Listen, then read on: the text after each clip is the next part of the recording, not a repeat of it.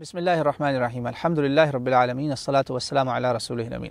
روزے کے مسائل میں آج ہم اس گروپ کو دیکھیں گے جن پر روزہ فرض تو ہے مگر فوراً فرض نہیں ہے، آپشنل ہے ان کے لیے روزہ۔ پہلے ہم نے بات کی کہ روزہ کیا ہے، کیوں ہے، کس پر فرض ہے۔ اب اس فرائض کے ساتھ ساتھ یہ بھی دیکھنا ہے کہ کچھ لوگوں پہ روزہ اللہ تعالیٰ نے خود ہی جو ہے وہ ان پہ آپشنل کر دیا۔ وہ دو لوگ کون ہیں؟ مریض اور مسافر۔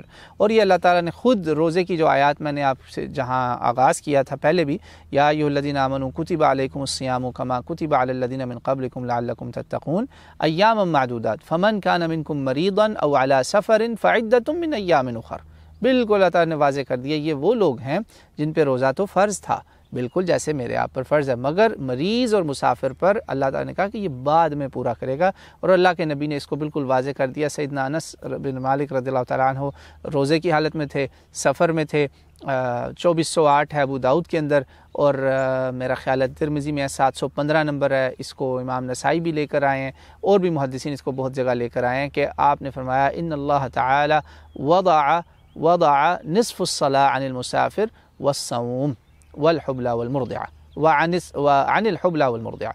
اس میں آپ صلی اللہ علیہ وسلم نے کافی سارے لوگوں کو اکٹھا کر دیا اس حدیث میں، لیکن پہلے حصے پہ ہم بات کریں گے کہ اللہ تعالیٰ نے روزہ اٹھا لیا، آدھی نماز اور روزہ اٹھا لیا اس وقت کے لیے مسافر کے لیے، سبحان اللہ۔ تو مسافر جو ہے نا اس کے لیے بڑی آسانی کر دی دین نے کہ وہ بعد میں رکھ لے روزہ، بلکہ اس پر جو شیعہ بھائی ہیں ہمارے اہل تشیع کے امام، وہ کہتے ہیں سفر میں روزہ رکھنا حرام ہے، آپ اللہ تعالیٰ کی دی ہوئی رخصت سے انکار کر رہے ہیں۔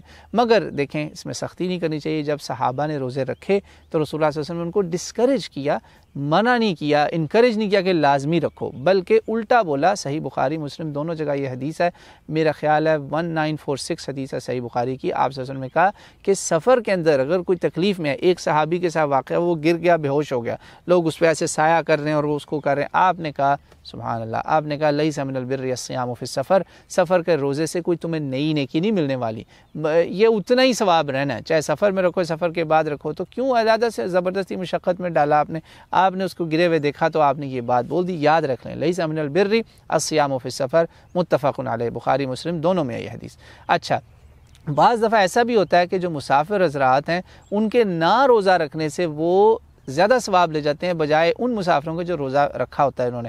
یہ تفصیلی واقعہ بخاری مسلم یہ بھی متفق علیہ میں موجود ہے، دونوں میں ہے، مطلب دونوں کتابوں میں ہے۔ صحیح جب ہو جاتی ہیں دونوں کتابوں میں بات آ جائے تو وہ صحیح ہوتی ہے، متفق علیہ۔ آپ صلی اللہ علیہ وسلم نے فرمایا کہ آج جنہوں نے روزہ نہیں رکھا نا وہ اجر میں سبقت لے گئے۔ کیوں؟ روزے رکھنے والے تو بس روزے میں ہی تھے، جنہوں نے روزہ نہیں رکھا انہوں نے خدمت کی، کھانا بنایا، خیمے لگائے، روزے کھلوائے، لوگوں کے روزے رکھوائے، سارا کچھ کر کے تو وہ تو فائدہ لے گئے، سبحان اللہ، زیادہ ثواب لے گئے، اللہ کے نبی نے جیسے کہا۔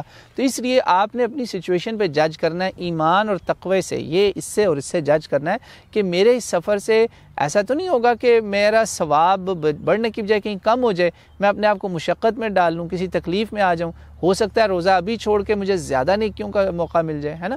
تو اس طرح کی آپ سچویشن میں دیکھیں۔ ہاں، یہ والے سفر میں آپ روزہ چھوڑنے سے پرہیز کریں کہ آپ کسی کے گھر ٹھہرے ہوئے، آپ لاہور سے جہلم گئے یا جہلم سے ملتان گئے یا دلی سے وہ گئے بامبے گئے یا ادھر کہیں گئے، تو آپ نے ان کے گھر سارا گھر روزے رکھ رکھا، بھائی میں مسافر ہوں، میں سویا ہوا ہوں۔ یہ کون سا وہ ہے رخصت؟ یہ تو آپ رخصت کے ساتھ مذاق اڑا رہے ہیں۔ تو رخصت کا مذاق نہ اڑائیں، رخصت کو بالکل ویسے لیں جیسے اللہ کے نبی نے صحیح حدیث قدسی میں فرمایا۔ یہ مسند حنبل کی دوسری جلد میں غالباً 108 نمبر حدیث ہے، اور امام احمد اس کو لے کر آئے ہیں۔ تو وہ حدیث کے الفاظ کچھ اس طرح سے ہیں، ان اللہ تعالی یحب ان تؤتى رخصہ کما ان یکرہ ان تؤتى المعصیہ۔ اللہ اکبر، کہ اللہ تعالیٰ کو محبت ہے کہ تم اس کی دی ہوئی رخصت کو لو، بالکل ایسے جیسے اسے نفرت ہے کہ تم گناہ کو لو، گناہ کی طرف سے۔ بالکل آپ نے کمپیریزن اینڈ کنٹراسٹ کے ذریعے میں سمجھا دیا کہ جتنا اللہ کو گناہ ناپسند ہے اتنا ہی اللہ کو رخصت لینا پسند ہے، مگر رخصت کو ابیوز نہ کریں، مذاق نہ اڑائیں۔ اب جو مریضوں کا معاملہ ہے، مریض کون سا ہے؟ وہ بھی ایسا ہی معاملہ ہے کہ دیکھیں نا، سارے گھر نے روزہ رکھا ہوا ہے، آپ کے ذرا سے جناب ٹھیک ہے رخصت ہے، اب مگر اس رخصت کا مذاق اڑانا کہ سارے گھر نے روزہ رکھا ہے، میں نے اب روزے داروں کو تنگ کرنا ہے، بیوی کو کہنا مجھے لنچ دے، ناشتہ دے، سارا کچھ دے۔ کیوں؟ ہوا کیا؟ بس ذرا طبیعت ناساز سی تھی۔ یہ کون سی وہ رخصت ہے؟ یہ رخصت نہیں ہے، اسے کہتے ہیں abusing the relaxation, abusing the exemption, وہ نہ کریں۔ تو ایسے مریضوں کو بھی خیال کرنا چاہیے، مگر وہ مریض جن کے مرض میں بڑا خطرہ ہے کہ وہ بے ہوش ہو کے فوت بھی ہو سکتے ہیں، ان کی روح قبض ہو سکتی ہے. یہ تو بڑا خطرناک معاملہ ہے. جیسے ڈائبیٹک پیشنٹس ہیں یا کڈنی سٹونز والے کچھ لوگ ہیں جن کو ہر وقت پانی زیادہ پینا چاہیے. ڈاکٹر ریلائبل ڈاکٹر بتاتا ہے کہ بھئی آپ کو, اور ڈاکٹر میں بھی 2-3 اوپینینز نہیں, کسی ایک ڈاکٹر کی بات پہ نہ جائیں. تو وہ ایسے مرض جو ہے نا وہ روزے بعد میں رکھیں اگر وہ بھی قضا کر سکیں. بعض مرض ایسے ہوتے ہیں دائمی مرض, وہ کرونک النس اسے انگلش میں بولا جاتا ہے. اس النس میں, اس مرض میں آپ پھر فدیہ دیں, اگر وہ بھی آپ دے سکتے ہیں. اگر فدیہ بھی نہیں دے سکتے, 4 کھجوریں بھی کسی کو دینے لکھے نہیں. دیکھیں فدیہ کے بڑے طریقے ہیں. آپ کھجوروں کا ایک ڈبہ لے لیں جس میں 1 مہینے کی کھجوریں, 5-7 کھجوریں صبح, 5-7 شام کی, اس طرح گن کے آپ 30 دن کی کھجوریں دے دیں گے نا کسی غریب بستی والے کو, ایسے بندے کو جو روزہ رکھنا چاہتا ہے مجھ کے پاس کھانا ہی نہیں ہے, آپ اس کو دے دیں انشاءاللہ. اور یا امداد بھیج دیں کسی خیمہ بستی میں, مہاجر کیمپوں میں بھیج دیں.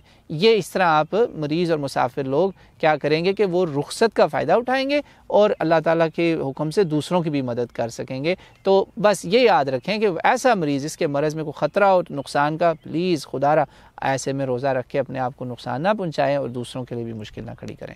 واللہ اعلم.